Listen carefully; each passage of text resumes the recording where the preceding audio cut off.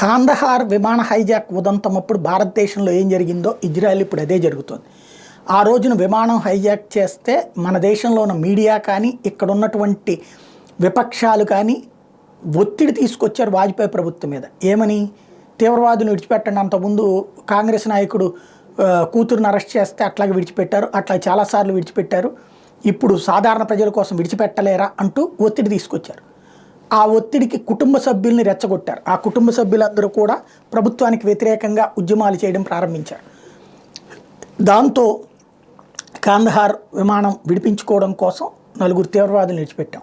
దాని పర్యవసానం 30-40 ఏళ్లుగా అనేక తీవ్రవాద కార్యకలాపాలు నిర్విఘ్నంగా జరిగింది ఇండియాలో. మళ్ళీ ఇప్పుడు మోడీ వచ్చాక కంట్రోల్ చేసుకొస్తున్నారు. ఇప్పుడు ఇజ్రాయెల్లో జరుగుతోంది.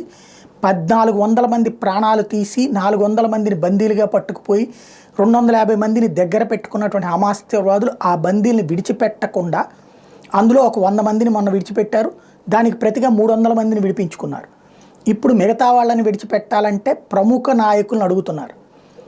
అది కూడా అసలు తీవ్రవాదానికి మూలాలు ఉన్న నాయకులు. అది ఒడ్డు పెడితే భారతదేశంలో 30-40 ఏళ్ళు పట్టినట్టే ఇజ్రాయెల్ ఇంకో 40 కాదు 100 ఏళ్ళైనా కోలుకోలేదు. అందుకని వాళ్ళు విడిచిపెట్టట్లేదు. వీళ్ళు ఆ బందీలను ఎక్కడున్నారో తెలియనియట్లేదు. ఆ బందీల కుటుంబ సభ్యులు మాత్రం రెచ్చగొడుతున్నారు. తాజాగా కూడా హమాస్ తీవ్రవాదులు ఒక్క బందీని కూడా విడిచిపెట్టమని ప్రకటించడం, దాంతో బందీల కుటుంబ సభ్యులందరూ వెళ్ళి ఇజ్రాయెల్ ప్రభుత్వం మీటింగ్ జరుగుతూ ఉండగా ప్రధానమంత్రి మీటింగ్లోకి చొరబడి రెచ్చిపోయినటువంటి సంఘటన చోటు చేసుకుంది ఇజ్రాయెల్లో.